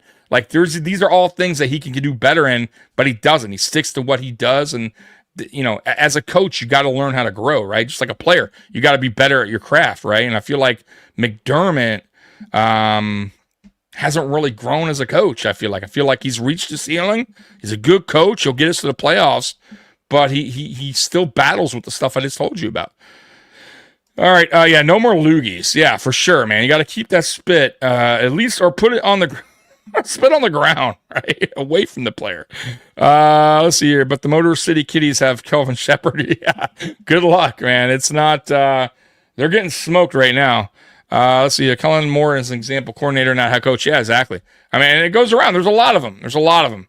Hey, let's go Buffalo. Let's do it, man. So, guys, man, I am excited for the game. What time is it right now? Because I don't want to be late. It's 7 o'clock. All right, so we're still an hour and 20 minutes for game time. So, guys, in the chat, I haven't heard your predictions. So, I'm not going to get out of here just yet, but I want to hear some score predictions in the chat. Let me know what you guys are feeling this game. Tell me how you're feeling in this game, what your score prediction is, and I'll stick around for that. I told you guys, I think it's going to be something like 34-24, 34-27. I think Buffalo wins. I think they're up at halftime, and they need to be. They need to have a little cushion at the half. I would like to see at least a 10-point cushion because Baltimore is going to storm back like they normally do in the second half, right? They're going to make changes, right, in the second half. So, we need a little cushion in the first half to kind of, get ready for their counter in the second half. And we also got to, be better at that as well in the second half, right? Make adjustments, right? Because Baltimore's going to do their adjustments. Now, can Buffalo respond and make their own adjustments? I felt like last year's playoffs, Buffalo did a poor job in the second half of adjustments. I felt like Baltimore did a great job at adjustments. And we had a nice cushion going in the half. But you see, thank God for the cushion because it kind of saved us, right? But if we can do better adjustments in the second half, we'll be all right. Get that cushion, we'll be okay. All right, let's see here. 3-2 Buffalo. That is the lowest scoring game. So a field goal by Prater, and they get a safety on us. Okay. Hey, Sean. I don't hate it. It would be the craziest game ever. 3-2. That would be a weird way to open up the season. But I'll take the win. I'll take the win however we can get it. If Prater, let's say we're losing 2-0, and Prater gets, another, record, NFL record for the longest field goal in NFL history, and he makes it, and we win 3-2, that would be epic. So, but I don't think so. I think the score will be a little bit higher than that. But listen, you be you, man. If that's how you feel, Sean. 3-2, that's how you feel. Steve coming in. Bills 31, Ravens 23. Yeah, I mean, that's where I'm at. Like that 30-20, something like that. Jack coming in 22-17 Bills. Yep. Let's see here. Sandra Tone, win on 3. 1, 2, 3. Win. Let's see here. Sports Dumb. Bills 34, Ravens 30. Okay. Close game. Double-digit win hopeful. Inactives. Here we go. I told you. Spin will have his inactives. And look at that. Look at that. Sean, who said it in the chat earlier on. I don't know where Sean went after that 3-2 score prediction. He said Curtis Samuel wasn't wearing his shoes and possibly could be inactive. Well, guess what, folks? Curtis Samuel, inactive. Does that surprise anyone? Like, honestly, does it surprise anyone at this point that Curtis fucking Samuel is inactive? It doesn't surprise me. That this is going to go down also as one of another bad free agent signing by Bean. I'm not saying all his free agent signings have been bad, but dude, like talking about a way to lose your money, right? To free agency, a guy that's not contributing, a guy that hasn't done anything here since he's been here, constantly hurt. And we can't get out of the contract. Who's going to want him? The only way we can get out of it is we trade him. And nobody wants a guy that can't be on the field. So I don't even know how we can move on from Curtis Samuel at this point. We're just going to have to hope for the best. I don't know. Anyone on CB2? I haven't heard anything. So if Spin, he always has the updates. So Spin, it's either going to be Dorian Strong or Ingram. I mean, that's it. Scott, 99-0. Yeah, man. Scott's usually with the 99-0. I have no idea, Roy, why Scott didn't chime in. Bills inactives are out. Yes, they are right here. And here they are. So it's Curtis Samuel, Trey White, Jordan Hancock, which we knew, SVP, which we knew, Chase Lund, and Landon Jackson is inactive today as well. Landon Jackson didn't do shit in the preseason, so that also doesn't surprise me that he's inactive. So yeah, really, everybody here on this list doesn't really surprise me. It's not surprising. So it is what it is. And honestly, right here, none of these guys really could. I mean, maybe Trey. Maybe Trey's the worst one out of this bunch here. But honestly, like none of these guys really truly contributed, for the Bills. Like they haven't really provided anything. So it's not really a big loss. I would say Trey's maybe the biggest loss on this inactives, but we knew that Trey was going to probably be inactive anyway. So it's not a big surprise. Okay, I'll be their outlier. Ravens win 27-25. Now, if you guys know Roy, if you don't know Roy normally picks against the Bills. But he does this on purpose because the times he has chosen the Bills to win, the Bills have lost. So he does this thing where he chooses the opposite team, and it's like, I don't know what it is, superstition, I guess. So yeah, that's fine, Roy. Like, keep continuing to do that so we win some games here. Oh my God, my main concern is 3rd and long, 31-28 Bills winning in a last-minute field goal by Prater. Okay, Callie. We'll see. Listen, it don't matter the score. I'll take it. A win's a win, right? At the end of the day, I'll take it. I'm here. Sean, we were talking about your score prediction. You have the craziest score prediction in the whole entire chat. You said, I believe 3-2 was your score prediction, which is wild that you would, yeah, right here. 3-2 Buffalo. So, kind of like Callie said, a last-minute field goal by Prater. But you're thinking a safety early on, and then Baltimore gets a safety, and then we win by a field goal at the end. Okay, I don't hate it. I mean, as long as we get the win, and 1 point, whatever. I have no clue on who's starting. Okay, Spin. Spin's yelling at everybody. Calm down, Spin. Spin is very angry sometimes. All right, Tommy! What's going on, Dan? How you doing, brother? Beth, I predict Bills win. Mic drop. Yes, they will win. I don't give numbers. I give just wins or losses. What makes it crazier, the points don't come till the end of the fourth. Yeah, that's crazy. That is so 0-0 basically all games. Sean. All right, dude, man, that would be nuts. 3-2, huh? 6-1, says Spin. 6-1. Okay. We got some funky, wild score predictions today. Let's see. Roy, I pick against the Bills when the ex isn't able to watch the game with me. Her record when she's able to is awesome. Okay. Makes sense. Let's get to some scores around the league before I go soon. Because there is some close games right now. All right. So there's one game that's not close. And that is the Lions getting whooped. 2 minutes left. Obviously, the game's over. It's 27-6. Lions are driving. They're at the Green Bay 30, but yeah, it's over with. Let's see. The Broncos are up on the Titans 20-12 with 5 minutes and 50 seconds left in the fourth quarter.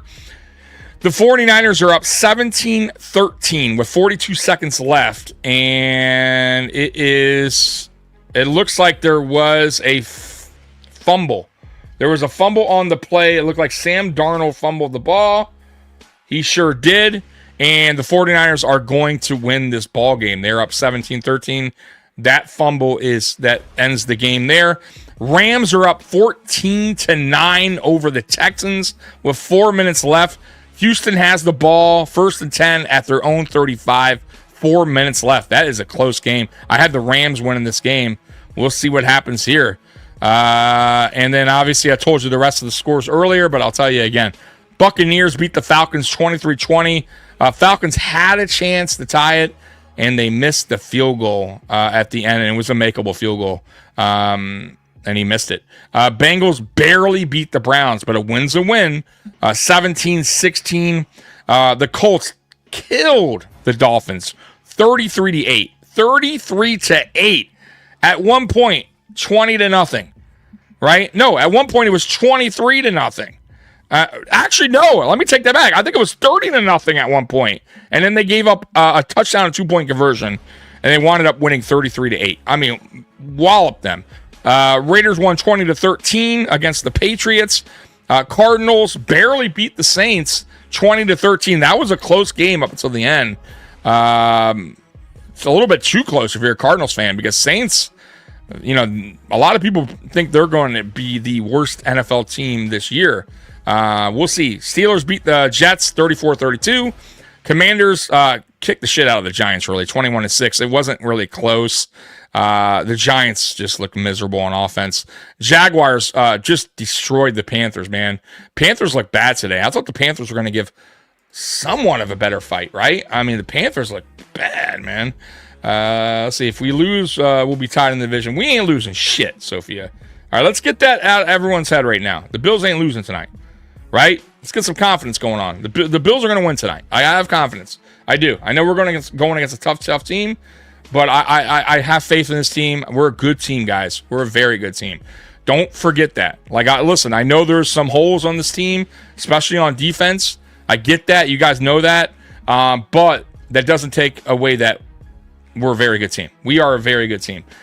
So I don't expect anything less but a dogfight tonight. We're not getting smoked. We're going to bring it, okay? It was awesome to see the Finns get humiliated. Yeah, bro, humiliated by the Colts. I mean, ugly. If you guys know TD Finns talk, man, he was going crazy. It was so funny because in the first half, he was like, you know what? It was like, I think it was like 17-0 at one point. And he's like, it ain't over. It ain't over. So we got a whole second half football, and second half starts, and I think right away they had like a turnover. And he's like, it's fucking over. He was so done, dude. He was so mad. And like his whole body language changed. And it was a wrap. He knows the deal. Like listen, he's a diehard Dolphins fan. He's very optimistic to start every season, which I don't blame any fan, by the way. Any fan to be optimistic. But there's a difference, right? There's a fan part of you, and then there's somebody that actually does a podcast, right? Which he does, and he does a very good job at it.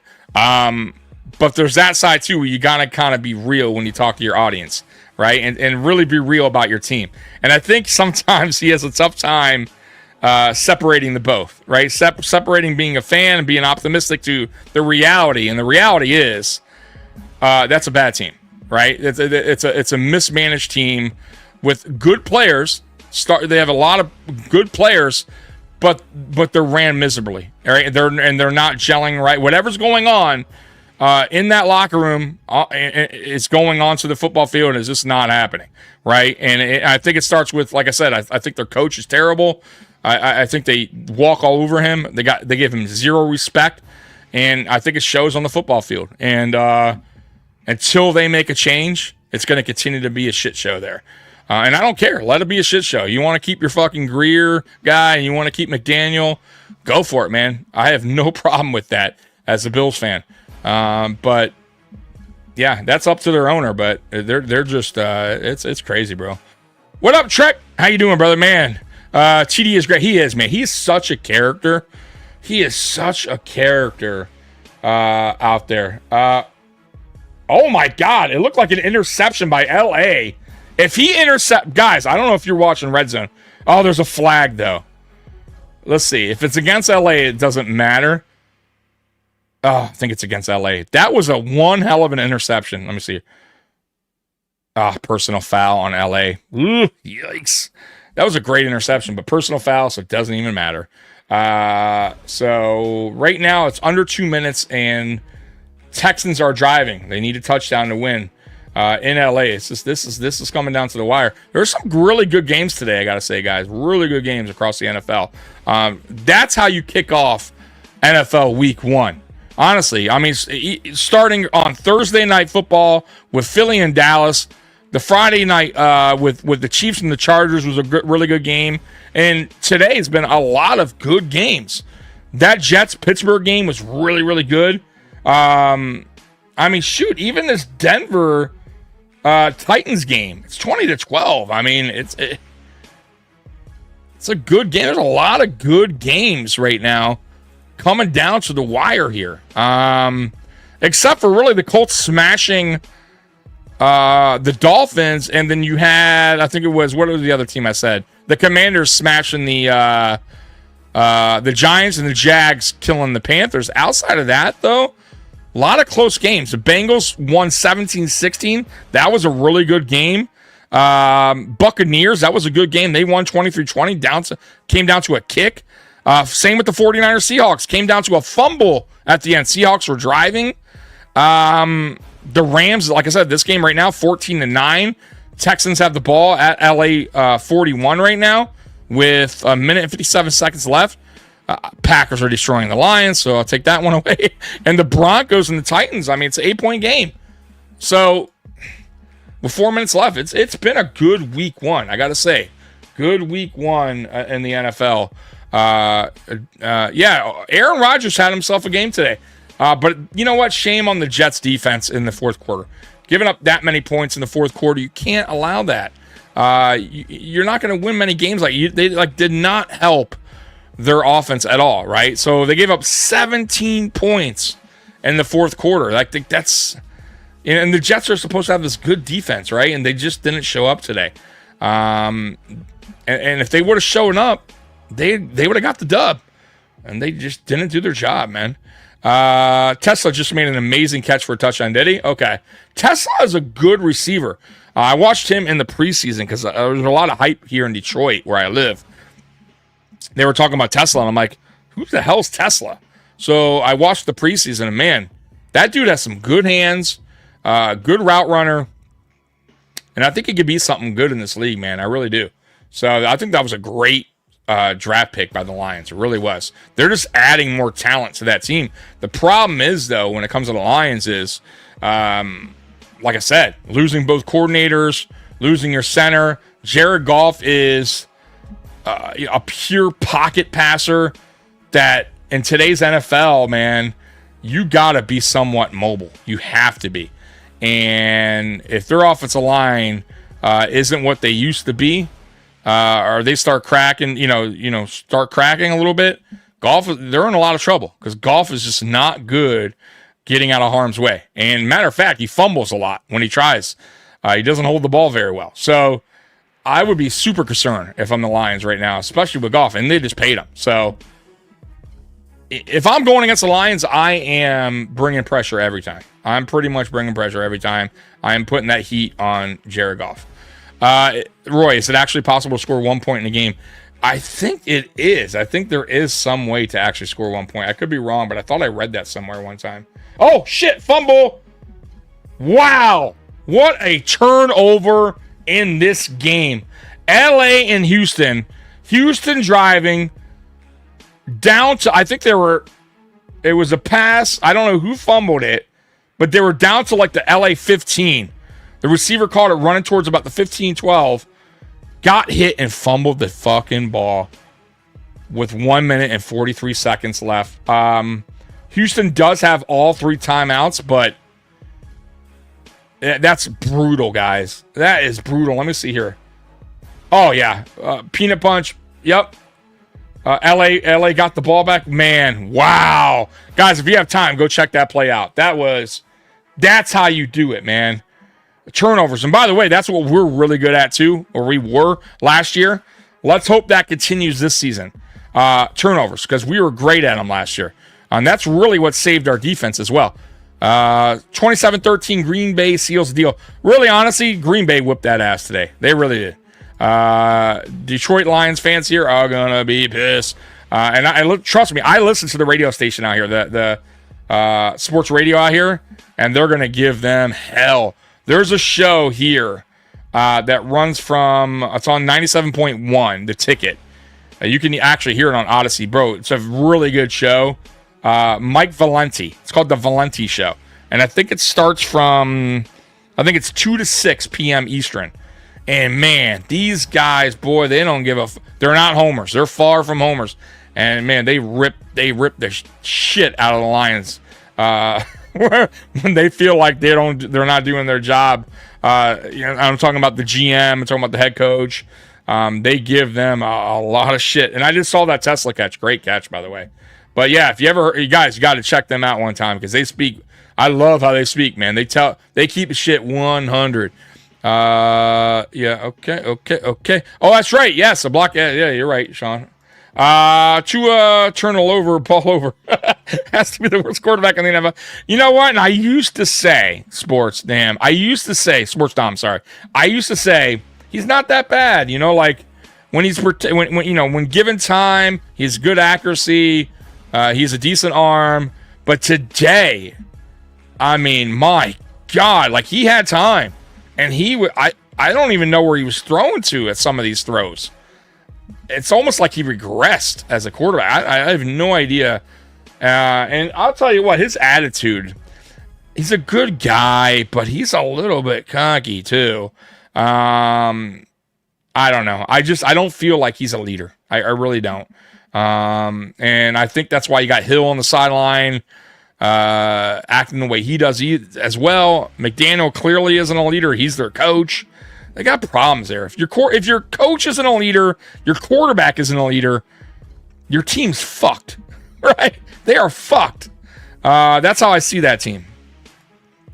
And by the way, Captain D, my buddy, Dolphin fan, he is going to just rip on that fucking team, man. Let's see here. So it's third down. LA has the ball. It's 14-9. 1 minute 27 seconds to go. 1:27. Let's see here. Good luck getting a safety on a 2-point try. Yeah, I hear you. It's rare. I mean, I wonder when that's ever happened. Let's see here. I'm going to give you some updates on this game. So it's 20-12 Broncos. Denver has the ball. 2 minutes 58 seconds to go. It's 3rd and 10 on their own 48. So it's still a game there. This game here, 1:19, 2nd and 11. Obviously, you guys know Rams are up 14-9 right now. They're at their own 49. And let's see here. How many more timeouts? I think they have 2 or 1 more timeout. Oh, no, that's it. Matt Stafford kneels to LA. So that's it. Game over. So, yeah, the game is over in LA. LA, boy, that fumble was key. Yeah, they picked up a first down. That's why. So, yeah, that's it, man. That was a great game in LA. Great games across the board. Like I said, week 1, I got to say, yeah, Rams kneeling down. Yep. I'm a little behind you guys. Remember, I'm streaming. So, I'm surprised that Matt Prater at 41 will be the oldest player in Bills history when they take the field. Yeah, listen, I don't give a shit if he's 61. Just make your field goals. I don't care if he's the oldest motherfucker ever alive. Make your damn kicks, right? Tommy, would you trade for Hill? No. He's a great player. His speed is obviously probably still the best in the NFL. He's a really good route runner. He's electric with the ball in his hands. But he is a problem in the locker room. He's a problem off the field. By the way, Titans just got a big stop, but there is a flag against the Titans. And I think it's going to be maybe unsportsmanlike conduct, maybe. Let's see. I think it's going to be a 15-yard penalty. Let me see here. No, it's holding, which is automatic first down. Man, that's key because they stopped them on 3rd down. There is about to be 4th down. That's automatic first down. It's a big penalty against the Titans. The Titans are, let me tell you, the Titans defense brung it today.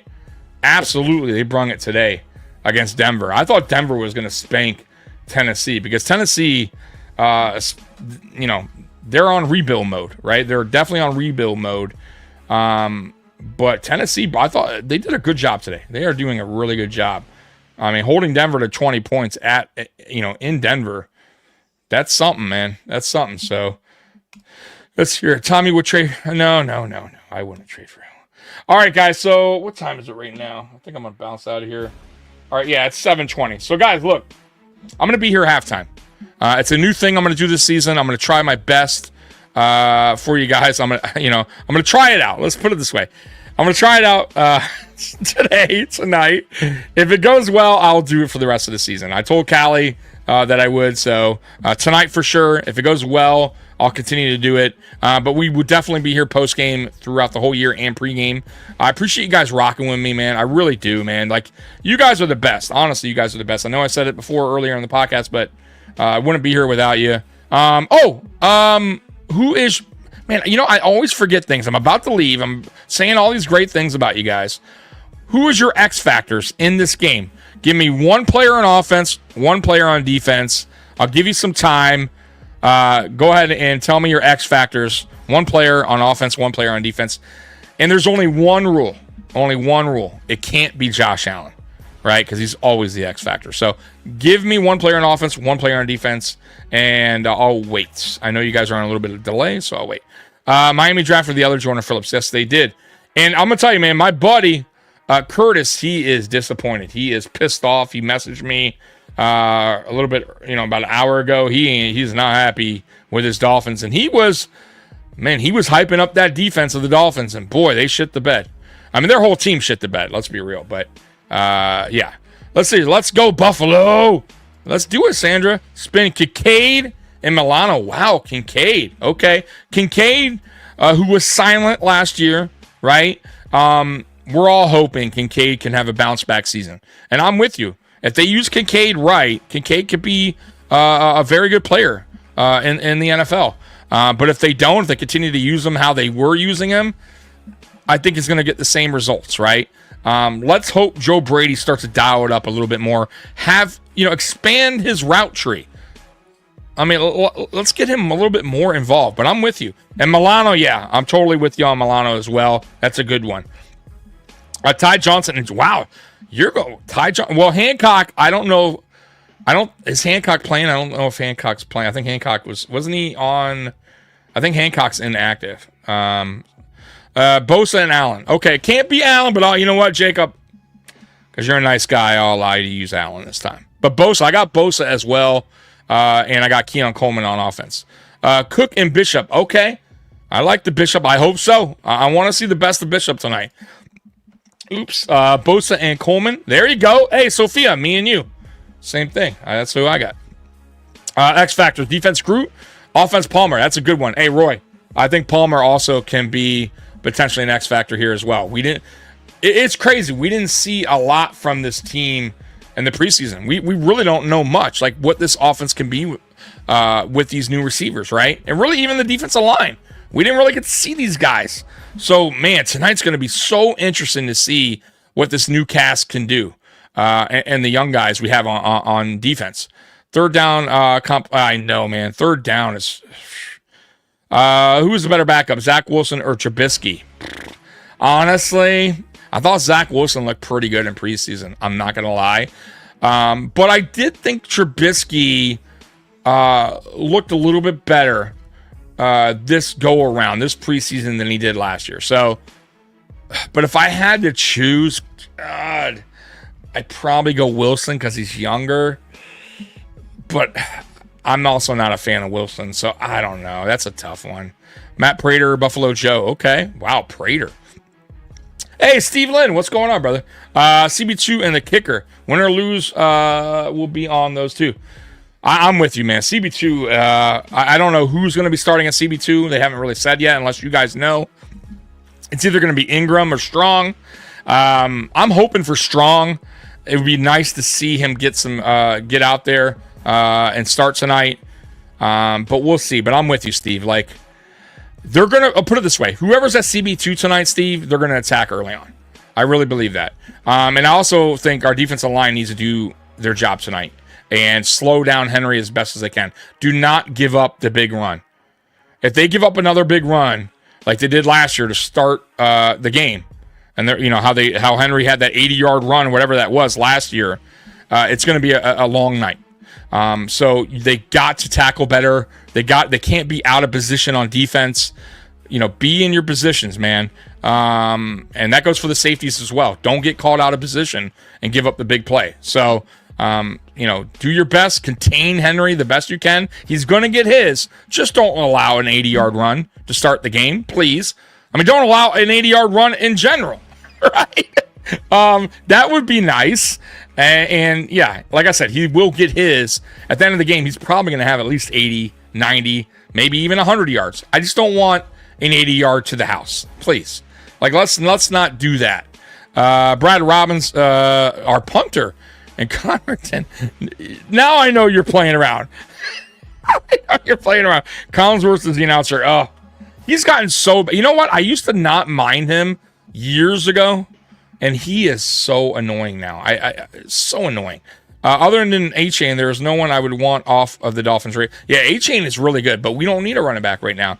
So, God, who would I take off the Dolphins roster? That's all right. Waddle. I wouldn't mind Waddle. I'd take Waddle. I think Waddle's a good receiver. God, I don't know. I think Waddle will be the guy for me. I'd take Waddle. Out of all the guys there, I mean, maybe I'm missing somebody. I mean, I would take A-Chain. Don't get me wrong, but we have a running back, and A-Chain's going to want a contract eventually, right, in time. So I don't even know if maybe they already paid him, but no, he wouldn't. You know, there'd be no use for him. Waddle, on the other hand, yeah, I would I would take Waddle right now and get rid of Curtis Samuel in a heart fucking beat. Go Bills, Chris 716. So guys, I'm out of here at 7:30. I'm gonna go ahead and get my pizza in the oven and start to enjoy the pregame. And I appreciate you guys once again for rocking with me. Truck reviewer, a couple of these comments coming. I hate Collinsworth when he did the Notre games. Yeah, he used to be okay, like I said, back in the day. But I think, like a lot of these guys now, they're just getting so... I don't know what it is with these, and now they're trying to get, like... They got to be always over the top, right? All these, like, so over the top and annoying. And they kiss... Like, certain guys, like, they have love fests for certain players. Like, it's just so annoying. So, and Collinsworth is one of those guys, like him and fucking Mahomes. Like, it's like, dude, calm down, bro. You know what I mean? Like, save it for when you get back home and you got the lights off, right? I mean, I'm just saying, like, the love he has for him is just, it's craziness. But whatever, it is what it is. Anyways, guys, I'm out of here, man. Hey, I appreciate you guys rocking with me. I will be here at halftime. So halftime, I mean immediately. So I'll be here. Boom! I'll turn on stream. We're going live. I'll talk, and hopefully, I'm a happy podcaster at halftime, because I'm gonna tell you right now. If we're playing like shit, which I do not think we will be, but if we are, I'm gonna be one pissed off motherfucker. I'm gonna be throwing some F-bombs in this motherfucker. I promise you. Because remember, YouTube changed their policy. You can swear now and be all right. So, yeah, there'll be some F-bombs, and I don't want to do that. I want to be happy here, getting your comments about how you guys are happy about how the first half went. That's what I want. All right? That's what I want. Jimmy Key, Tommy, go motherfucking Bills. Let's do it. And guys, by the way, too, Monday night, we have our new podcast. Monday night, uncensored at 10:15 Eastern. Bring it. Uncensored, baby. Say what the fuck you want to say. We will have a link where people can call in. Just if you're familiar with Dan Mitchell Show, it'll be just like that. So we'll have the link. You can join me and Tommy. Talk your shit. All right? All right. I'm out of here. I'll see you at halftime. Bills Mafia, you guys are the best. Go Bills. Peace.